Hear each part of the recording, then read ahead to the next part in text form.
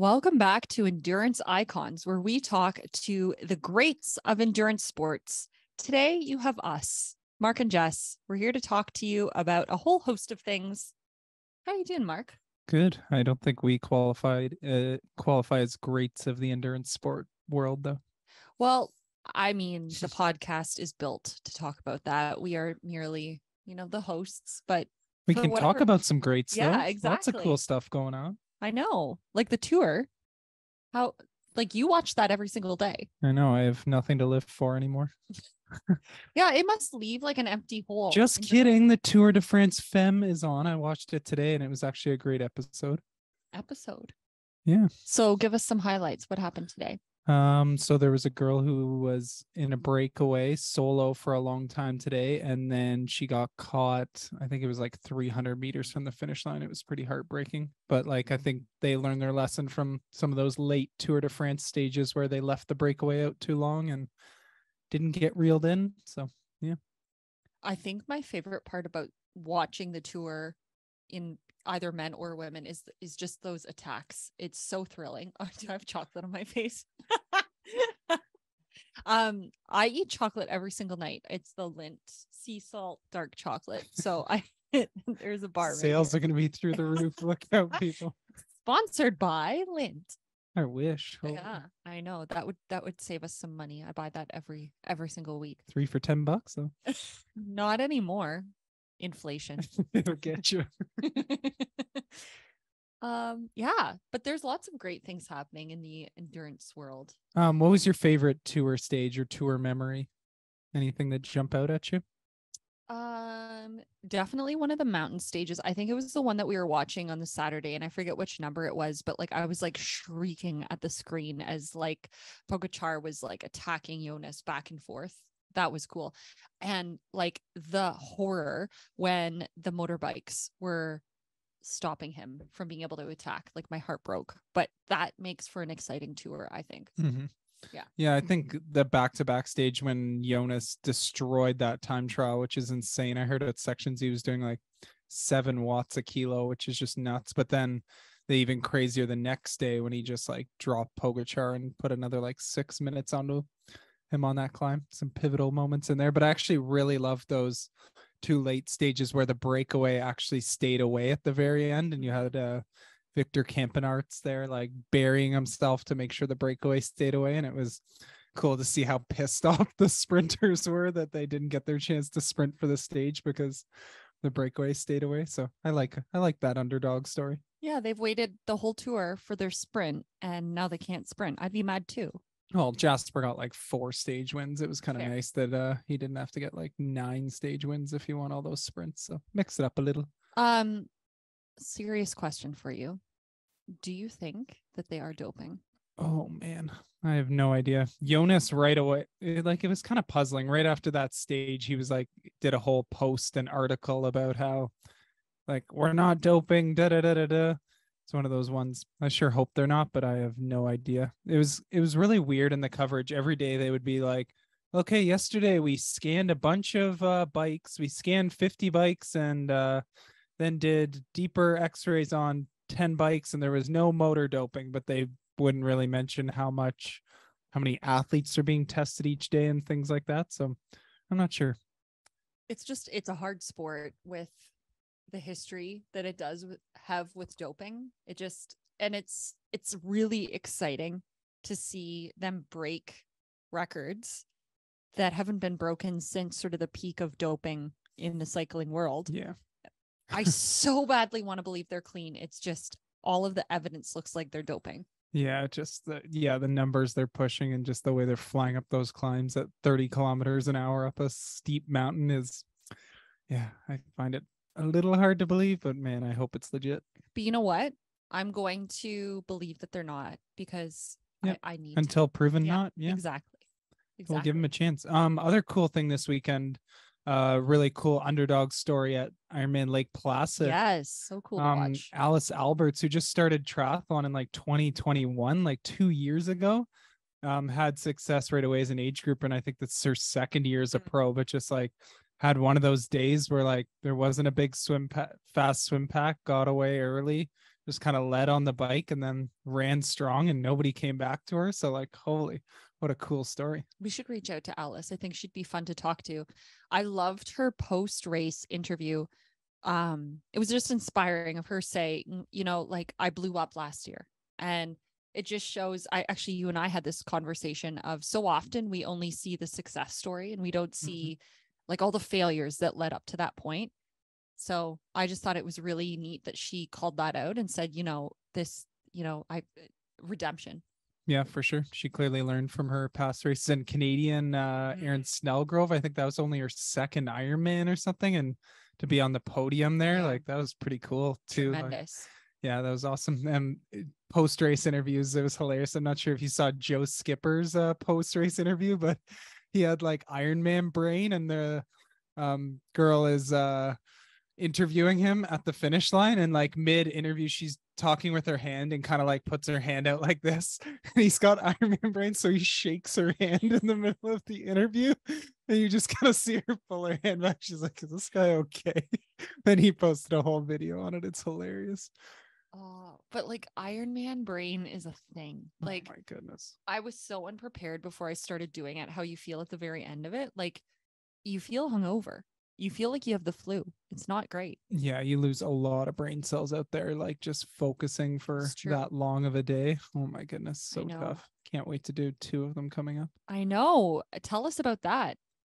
Oh man, yeah, we're deep in Ironman training right now. I got 3.5 weeks now till Tremblant, and then another 4 to Maryland after that. So we're in the heart of it now. A couple 20-hour weeks in a row, but everything's feeling really good. Been swimming, trying to get minimum 10K a week. So it's about 2.5 hours of swimming. Bike's always been my weakness, so been doubling down on that, doing like 11 or 12 hours a week of that, and then running more of like a sort of maintenance section and just kind of getting efficient at that Ironman pace, but still keeping some spice and some threshold work in there. And then we're doing a 5K track race this weekend, which is exciting. And we did an Olympic try last weekend, which was super fun. Like it's so nice to go to like a nice grassroots, like local race after so many big branded Ironman events. People need to do more of that. Yeah, I'd been doing a number of Ironman events, and I mean, they're great. They're their own thing, but I think it's this incredible rite of passage to be able to do your local races. And then just to see everyone, it's such a different feel. It's so unpretentious, so earnest. Like if you show up with a chip on your shoulder and attitude, you stick out like a sore thumb, which I like. Like I don't know, there's like, it was so wholesome and pure. Like it was such a great race. Yeah, it was just church ladies serving you the food after the race. I know. And I really think we need more people need to do more of a step up and do sprint and Olympic local races before they just jump to that. Or at least if you're going to do an Ironman race, do a couple in the lead up too, like support your local races, or these are all going to go away. Yeah. I know people love the big epic Ironman stuff, but I think they would see the true love for the sport and see it as less of a snooty sport if they just did the odd local race where people are just friggin' awesome. Yeah. Do you think triathlon's a snooty sport? Oh, it definitely can be at times. It's like everybody's showing up in their Lycra and thousands of dollars and flexing away. Like, yeah, I feel like at times it can be way too much. I feel like that's one thing we try and forge in our club is we're performance based, but in the end, like trying to have some fun with it, guys. Well, we talk a lot about fun on this podcast. It's just, you know, why are we doing this if not for the fun of it, right? Like triathlon is such a fun sport. Mm-hmm. Yeah. But I think people lose sight of that a lot and get a little too bogged down and treating it like it's this crazy intense thing. Have some fun with it, people. It's a hobby in the end. Yeah, but as someone who I did jump, my first triathlon was a half Ironman, and then my second was an Ironman. Like it was such a great, that's a great experience too. Mm-hmm. But I think that there is like balancing it out and making sure that you do support your local races. We've spent some time talking about like inclusion in the sport and the fact that, you know, this is a sport with a high barrier to entry. It's an expensive sport. You need to, it just takes money to get into the sport. So I love the local races because it allows more people to get into it rather than spending like $1,000 on an Ironman. It's just to kit yourself out and then go do that for, yeah, it's just local's really, really important. Totally. And how is your training going these days?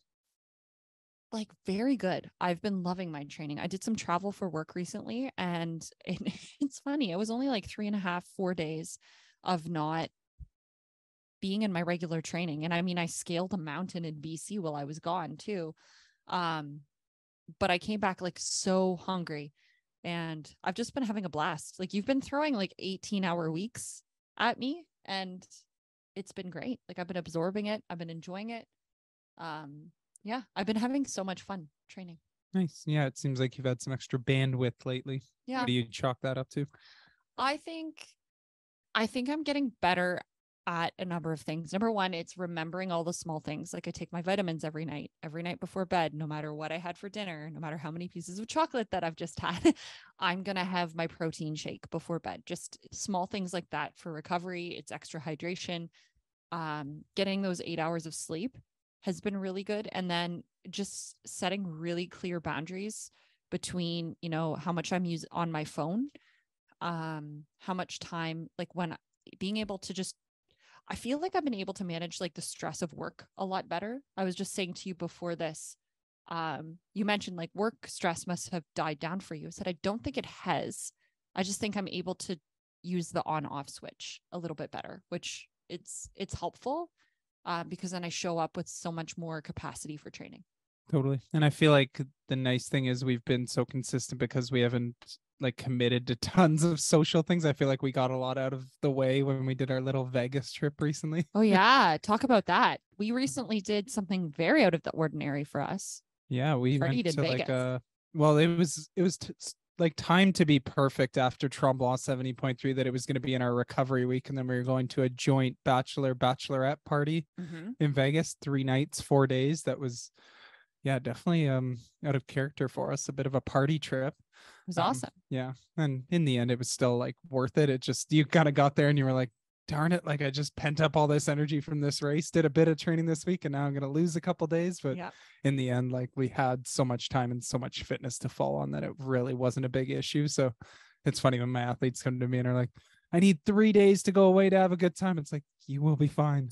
It's one thing if you're going away for 2 weeks and like the science shows you'll lose fitness, but 3 or 4 days, you're fine.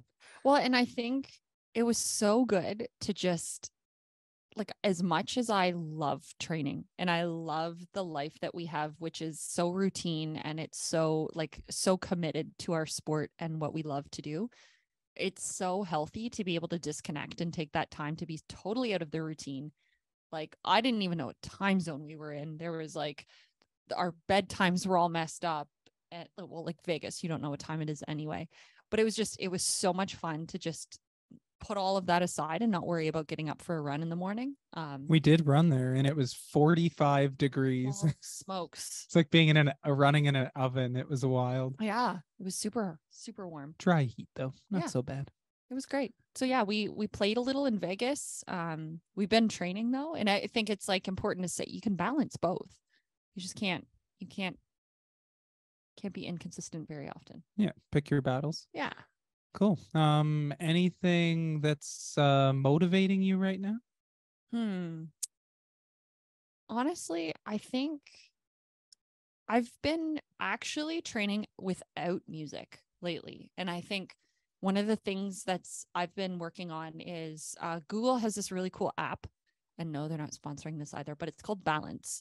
And it's free to download. And it is like all of these meditations and just all these really great resources to work on that mindset. So that's been something that I've been working through. So you commonly train with music that much though? No, I'm saying I don't. Yeah, but you made it sound as if you like commonly use music in your everyday training, and now suddenly you're like cutting it out like it's this miraculous thing. Yeah, I don't know why I said that. Anyways, I've been using this Balance app, and it's been a really great way to add more meditation. But I think one of the cool things that it's underscored for me is that I meditate a lot in sport too. Like it's not a strange place to go in my head to do this. And I think that's why the athletic mindset is such a strong mindset. It's because you're doing a version of meditation all the time. On that music front, I actually shared one today about why I I actually totally agreed with it. It was the Try Guys coaching that has a one on Instagram, and they talked about reasons why you shouldn't run with music, because I feel like that's a very common thing for a lot of people. But some of their arguments were around like, first, like you lose kind of touch with your RPE, and get a little bit of out of tune with your body. I know, like, I can't even like get a sense of my pace or breathing when I have like double headphones in. And then like actually enjoying running as this like meditative thing where you can like really enjoy what you're actually doing and be in the moment and enjoy nature. And then like really in races, like you're not really even allowed to use them.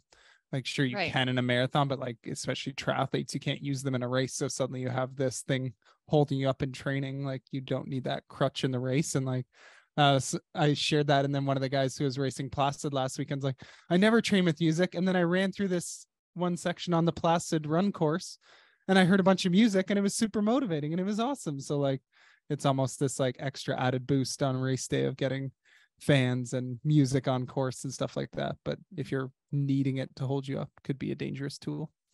No, it's true. And we also run with people and stuff so much, so I know. so much more banter in there. Oh, Don't want to banter. tune that out. I talk a lot when I train. You and Allison, yeah. We actually watch her and Allison, their heart rate data actually goes down as they start talking, and they go faster. Like we've actually looked at that on their Strava data, and it's nuts. I know, we're both each other's secret weapon on the course. It's why we do so many races together. Yeah. It is so much fun to have a training partner that pushes you to be better. The other thing that's motivating me right now, back to your question, is my Training Peaks score. It has never been as high in terms of fitness as it is right now. Probably just metrics the zones are set wrong or something. No. No, it's legit. I've been putting in the work, and I've been super consistent, but I think it seems like such a small thing, but this is an indication where it's like, I don't want to skip a day. I want to keep like checking all the boxes. I want it to be green. And I feel like I'm in a really good rhythm right now. And that's it's a nice objective motivating measure to support the subjective stuff you were saying before, that you had bandwidth, you're doing 18-hour weeks, and you're doing all the things around training. It's a nice like additional piece to that. But when people get too bogged down in just that number alone and are like beat up or feel like crap or injured, then it doesn't matter. So just use it as a nice supporting one, but it's nice to see. It is nice to see. And I think another thing that's motivating that I want to call out, that I never want to take for granted, is I'm very healthy. I'm not injured. I'm, doing my mobility. Everything is working. Like, I don't know, as you age, like I'm mid-30s. So to throw that much at your body, I don't ever take it for granted that I can train and race healthy. So that's always very motivating. Nice. And anything you're reading right now? Any interesting books? Yeah, like I said earlier, I'm like a part of multiple book clubs. So I've ordered some books. I don't know the titles of all of them off the top of my head, but the book I'm reading right now is called The Confidence Code. And I forget the authors. I will put this in the show notes, but it's a really great book. It's talking about how women are often they're much more likely to doubt themselves, even though they have the same level of ability as men. And it just sort of talks through the why and how you can overcome that. And I think it's a great book and very applicable to sport. It's just bringing that confidence level. And I think that's a cool thing about sport, and why I love it so much is it's actually taught me everything that I know about being confident. You play that out in the sports world, and you can translate that into other areas of your life. So nice. Yeah. How about you? What's motivating you right now? I don't have a book anymore because you had to return it to the library. But I would say, what am I reading right now, or what am I interested in? I've been on a kick lately. I've learned a bunch about how there's so many boomers that are going to be retiring in the next number of years who own like small to medium enterprise businesses, SMEs. So I've been like very interested in that, of like how you can buy up like essentially existing businesses that are amazing and use those to grow your wealth down the future. So if there's any boomers listening that are looking to sell your business, please reach out to Mark Cullen, and he would love to have a conversation with you. Yeah, it's just a fascinating world seeing how many businesses are going to be coming around. So Who knows? It's big in the States right now. I think it's starting to come to Canada, which is exciting to see because we definitely need to do that. What, boomers are starting to come to Canada now? No. Just buying up small to medium-sized businesses. It's not just focused on tech anymore. It's also like I see this trend happening. I know you and I follow people on Instagram, and it's super exciting to see, you know, there's lots of things changing. It's good. Change is awesome. How about you? Oh, no books. What have you been watching lately that's motivated you? Ted Lasso. Oh yeah, that was great. Yeah, it wasn't the what best. I saw. It wasn't the best season, and you slept through most of it. Mark was so mad at me. So it was the final episode of the 3rd season, and we watched through it, and I fell asleep through the second half. So the very next of the last episode. And so the next day I said, well, I didn't see it, so I want to watch it again. And so I made him watch the whole thing all over again, which he had already seen. And I slept through the whole thing again. So anyways, I'll never know how it ends. We'll watch it for a third time. Third time's the charm. Oh, no, it was great. So talk to me about one of the things that you have down pat that I actually can continue working on is the morning routine. Talk us through what you do. Well, I have an alarm set every morning. Usually it's 4:50 or 5 a.m. depending on the day. I like to give myself at least like 40 minutes before we need to leave for a workout. I never hear your alarm. Isn't that crazy? Yeah, I don't know. I do not hear it go off. I just wake up and you're gone. Yeah. But yeah, I have my alarm set and then go down and eat right away, feed the dog, do all the chores around the house that need to be done that morning, and then is that a little like jab? Yeah, of course. The things I accomplish before you get up your 30 to 40 minutes later is pretty magical. Well, if you do all the chores, maybe it's convenient that I wake up 30 to 40 minutes after. Well played. Yeah. But yeah, just get up and we pretty much have a workout almost every morning. So that's essentially my flow of each morning. But I find a lot of times now, like I just wake up like a couple minutes before my alarm, depending on the day. But yeah, it's pretty much mine. What about yours? A little more flex. I have not set an alarm in years because I wake up to the sound of Mark unloading the dishwasher. Thank you. And I come down and instantly make a coffee, and then I'll talk to you for a while, and then I'll probably 15 minutes later I'm like hopping on the bike or heading out on my run. Where do you eat in all of this? Oh, I eat while I'm making my coffee. Or while we're in the car on the way to work. Or while we're in the car. Yeah, but here's the thing. You always chirp me for the window of time in which I eat and then run. But I have to tell you, after like doing that every single day, I have a gut of steel. I can eat like a full peanut butter bagel with a banana and a coffee, and I can go out and run like a 335 kilometer, no problem. So I think I'm just prepping for something very important. I feel like I have a sample of times where that didn't work out for you as well. It's not 100%. Praise be to the St. David's Porta Potty. No, I'm not saying it's perfect. What I'm saying is it actually is difficult to try and balance because we do double days. So a perfect example is, Monday nights I swim from 8 till 9:30. And then using today as an example, like you're deciding between, am I going to have a little bit of extra sleep and condense that part of the morning, or do I cut out that sleep and give myself the fueling routine? So wherever possible, I choose sleep. Nice. Yeah. And it's hot out right now. You've been doing a lot of heat training. You used to be terrible at it. I know. I was so bad in the heat when I first started a couple years ago. I would just melt and have to run like a minute per K slow every time. But now I don't actually mind the heat. Like even running in Vegas in that 45 degrees, I was like, yeah, not too bad. So what's changed for you? Well, I honestly just gets better every single year. But also one of the things of like, as I've improved my coaching, I also learned a bunch more methods for heat training. So I was actually just posting up in our LP Endurance Facebook page today a bunch about heat training, So I was talking about kind of the different methods you can use. So main ones I was telling them about are, there's kind of three sort of main ones that I find really help people and have helped myself. So obviously this is nice to have access to, which we don't, is a sauna. So you can hop in like a sauna post workout and do like 15 to 30 minutes in there and kind of leave when you're feeling super uncomfortable in there. You got to push the limit a bit. Don't go like unsafe or anything, but if you're starting to do this heat training like 2 to 3 weeks out from your kind of main race, is usually a good technique to do. And then you could also do like hot bath as well as another option. Similar thing after a hot workout. Doesn't get quite as hot as a sauna, so you got to do a little bit longer, like 30 to 40 minutes. And then you got to do a bunch of consecutive days for that one. With both of those, you don't want to do them kind of in those final days leading up to your race, because they are taxing on the body and you got to hydrate really well after them.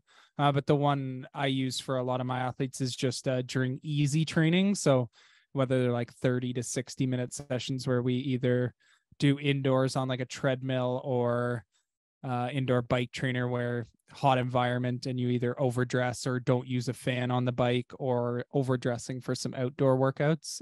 We fold those in, but it's always like easy zone 1 or 2 training. If you pair that with like a super intense interval workout, like you're just going to dig yourself a hole that you cannot get out of. So you got to use it sparingly. So we do it like once or twice a week on some easy stuff. Try and put it as far away from the main session as possible. Get yourself uncomfortable, but then hydrate really well after. So, man, the benefits are huge if you're racing in hot races or just like any sort of conditions. That blood plasma volume and just your mental ability to handle that heat stuff all goes a long way. So you're gonna do things like that to me leading into Kona? Oh yes, definitely. Yeah, a race like Kona, you need to do a lot of sort of extreme stuff like that. Yeah, can't wait. It's gonna be great. Yeah, some nice hot trainer sessions in our nice humid garage with no fan. You love the heat though. I do love the heat. That's never a problem for me. Like you've never really had issues with it. Like hot races, like you've always been able to hold pace pretty good. I don't think you have a very high sweat rate. No, I don't. Yeah, you can drink like 250 mils of water for a day and just be good to go. Still pee clear. Yeah, I am fortunate in that way. I don't think I dehydrate as quickly as a lot of athletes, which is why I do well in Ironmans, is because you've explained to me that often what slows people down, it's not necessarily fitness, although if you haven't trained, that will slow you down. But just dehydration will eventually catch up. Awesome. And I tend to feel really, really good quite late into an Ironman. So just keep having that little cup of water. That's all I need. Must be nice. It is nice. Yeah, those are some good tips for people. If you do have heat training coming up, don't leave it to chance on the race day. Like just training in the summer in the heat is great, but like also don't leave your like key sessions to like the middle of the day. You could do like some of the great stuff is like we'll have a long ride on a Saturday and our brick run will be in the middle of the day, like it will, but it's like an easier or Ironman sort of pace brick session. But if you're going to do your like long run or speed run with intervals in the middle of the day, can get a little bit dangerous out there. So just be careful with that stuff. But doing some training in the heat is good. Just make sure you recover from it, because you can dig yourself a pretty big hole in the heat. I love that. So, okay, what's coming up in terms of sports? What's on the horizon? Man, we are coming up to the most exciting triathlon time of the year. We got championship season coming. So first on the short course side, there's the Paris test event coming up that gives a bunch of like automatic qualifier slots for the Olympics next year. Crazy one today. Norway just dropped Gustav Eden off their team. I saw that. Yeah, but like Gustav, just go to long course already. Keep destroying people and make so much goddamn money. Like, I know you had dreams of the Olympics, but it's the world telling you it's over. Go win some long course races. Yeah, he's on some long course start list coming up, which is exciting, and maybe he adds some more given that happened. But yeah, Paris test event coming up in August. There's 2 PTO races coming up that they've announced the fields for that both look pretty good, because they're in Milwaukee for US Open and Asian Opens in Singapore. There's some people doing both, but like seems like they've almost divided into like 2. But a lot of good people at the US Open that should be interesting, like Jan and Alistair and Christian Blumenfeld and Magnus, and a bunch of the good guys are going to be there, which is exciting. And then the 2 Ironman world champs. So, well, 2 Ironman world champs and then 70.3 world champs. So 70.3 worlds in Finland coming up first, and then Nice world champs for Ironman, which is kind of sad. We won't see Alistair Brownlee there because he didn't get a qualification for it. And then Kona coming up, which you'll be at. I know. Woo! It's going to be so much fun. And you are just going to have the best time of everyone. Oh my really. goodness. Yeah, I'll be so haggard after 2 Ironmans. I'll just be rolling around in a wheelchair for the entire 2 weeks there, drinking beers. You can reach out to Cody Beals and he can give you some information on how to do that many Ironmans. Well, he's doing 3 in like 8 weeks. Or no, 3 precisely. In 10, He'll be able to help you. Yeah. He's a legend. So which one of these, what are you looking forward to the most? Oh man, these PTO races are always so interesting just because there's so much money on the line and so much at stake. But just getting to see an Ironman World Championship in person in Kona is maybe the one I'm excited for the most, just to see the ladies have like a full weekend for themselves. Yeah, it's going to be pretty cool. I wonder, so the PTO US Open coming up is going to be an interesting one. I wonder how much they mention, because that's the race Colin Chartier won last year.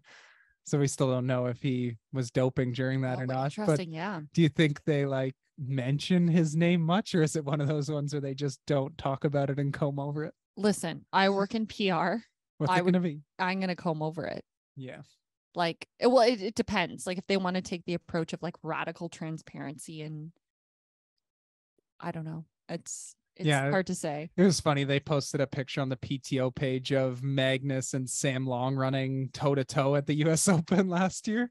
And they finished 2nd and 3rd. And I wanted to comment on it going, wasn't there someone who finished in front of them? I didn't have the guts to do it. You don't need to do that. No, it's not required. I know. I don't need to be a social media troll. No. It's fun though. Yeah, so Mark is interesting online because Mark does not like drama. He doesn't like to be a part of it. He likes to keep things calm, but he loves watching drama. Oh yeah, I'll get the popcorn out for sure. He will watch it all day long, but he will not be a part of it, which is I think one of my favorite things about you. It's like it's a delightful thing about you that surprised me. I can't look away, but yeah, I don't want to be in the mix of it. You actually needed to. There's a food group in our local region. We live in Waterloo region, and they're just savage. Like you could put like, I went to McDonald's today and people would just tear you apart. They would find a way to just say the meanest thing for just the most innocent thing. So usually what happens is somebody will post up a like restaurant review in there, and then some former server will come out of the woodwork and just be like, this place is like terrible to its employees and I got assaulted there. And you're just like, oh my goodness, every single time it's the same thing. So Mark needed to unfollow it because he was wasting too much time reading through every single post. It's riveting. They need like a movie on that group. Oh God. Speaking of movies, let's go into our question round. Ooh. Barbie or Oppenheimer? Definitely going like Oppenheimer on that one. Yeah. I'm going Barbie. I'm actually going to go see it this weekend. Oh my goodness. Are you going to get your Haley Chura Barbie kit on and go to this? I might. Shout out to Haley Chura and her Barbie inspired kit. I know. It's fantastic. I saw her posting something about somebody was mentioning her Barbie kit, and she was talking about how she was going to have like a group ride in a Barbie kit riding to the theater for the showing of the Barbie movie. I love that. I heard the movie is very good, and it is actually like female empowerment. I will watch it for sure. Well, I'm not going to make you come. Oh yeah, I won't come there. I'll wait till it gets released after. I don't think I'm ready to commit to it in theaters, but I'll watch it at some point. Get our nails done and go for a rip. Yeah. Okay. So we had introduced this round of questioning to end the episode last time. So the question for you is who are 3 people that you would invite to dinner, living or dead? Sorry, I struggled asking that one. Ooh. Let's see. I feel like I'm gonna choose like all athletes for this one and some of my favorites. So I'd probably choose Tiger Woods. Oh, interesting. Yeah. He's the man. He's probably got so many cool stories and some horrible stories too. I feel like from the triathlon world, I'd love to have Jan there for Mhm. Dino. And then with my hockey past, I'd probably choose someone like Steve Yzerman, who's my favorite hockey player. Mhm. So between those three, like my three favorite sports and three of the biggest icons, I'd probably choose those three. What about yourself? So I went more for personality Yeah. than just like who their status. Even though they are all pretty epic people. I would have Allison Jackson. She was like I could talk to her forever. She actually did say on the podcast that she's a brilliant dinner party guest, and I would have her make her famous sandwiches. So definitely would have her host the dinner party, even though it would be mine, because she said she's great at hosting it. The second is actually an upcoming guest that we're going to have, which is Adam DeJean. So if you don't know him, you will meet him. He's a good friend of ours, and he's about to compete in the CrossFit Games. And he also is an incredible Ironman athlete. So you're going to hear more of his story coming up, but he has so much energy, so much joy for life, and would make a really great guest. And then obviously you, but my third, I'm just changing the rules as I go. I'm going to make it fourth. Is my dad. He is so such an interesting person to talk to. He has so many stories. He's always so interested in other people. And like, here's a perfect example. So the company that I work at, my dad actually owns a company, like a store. And he recently went on a fishing trip with some of my coworkers. And it's sort of bizarre for your coworkers to go on a fishing trip with your father, but they came back raving about him and, you know, what an incredible person he is. So yeah, I'm a big fan. And so that would be my dinner party. Whoa. Yeah. It would be a hurricane of chats on that. Like so much. I think energy. would go for like a week for sure. That all those people can talk for days. So that's where like we would all like none of us would get a word in edgewise. No, you have to dedicate like 2 hours to each person, and they could just do their monologue for 2 hours and just be done. It would be hilarious. Oh my! You would love it. I would sit in and listen for sure. Wild. Okay. Final question for you. Describe yourself in one word. Whoa, that's a tough one. What would you describe me in one word? Oh, and you deleted a question, which I'm still going to ask you. Yeah, I don't remember what it was. Press undo. Undo. Okay, I'll make it up. Okay, so how I would describe you is in one word. Oh gosh. I wasn't prepared for this. I don't know, like consistent. That's a good one, actually. Of course. Describe me in one word. Energy. Oh, that's great. Yeah, I feel like it's better to describe the other person. Yeah. Okay. Well, this is I'll start with the next one because I remember what you deleted, which is what is your most bizarre habit? I don't know. Okay. Mark's most bizarre habit, and he's had this since you've probably had it forever, is like when you're thinking or you're lost in thought, he'll take his like index finger and he'll like tap his two front teeth. It's so strange, but it's like a little quirk that you have. And I like it about you, but it's very unique to you and it's very strange. I had one for you, but I cannot remember it. You said it had to do with food. Yeah, I feel like you like lick the container of something. It's what is it when you get a coffee? Like open up the lid and like lick the inside of the lid. I always look over and I'm like, what are you doing? Yeah, you like to lick the foam under the lid to start your drinking of a latte. I don't. Gotcha. You still enjoying this segment? I don't. You don't do it. I do that. I don't do that in front of most people. So okay. Well, now I have permission to do it because you've shared it with everyone. Yeah, exactly. There you go. You can be your full transparent self. No, I'm gonna stop. Probably a good spot to stop. Exactly. So we'll wrap it up there. Thank you so much for tuning in to another episode with the two of us. We love having this banter, And we're getting feedback from you that you like these sort of intermission episodes as well, just to hear about our training and our life and our thoughts. So we're going to keep those up, but the next few episodes, we're bringing back some exciting athletes so check those out, and happy training. We'll see you next week. See ya. Bye. Wow. How great was that? I always learned so much from these endurance icons. If you enjoyed the podcast as well, please consider liking us across social media, subscribing to us on YouTube, or giving us a 5-star rating on wherever you listen to your podcasts. We appreciate you and your support so much. We wish you happy training, and we'll see you back next week.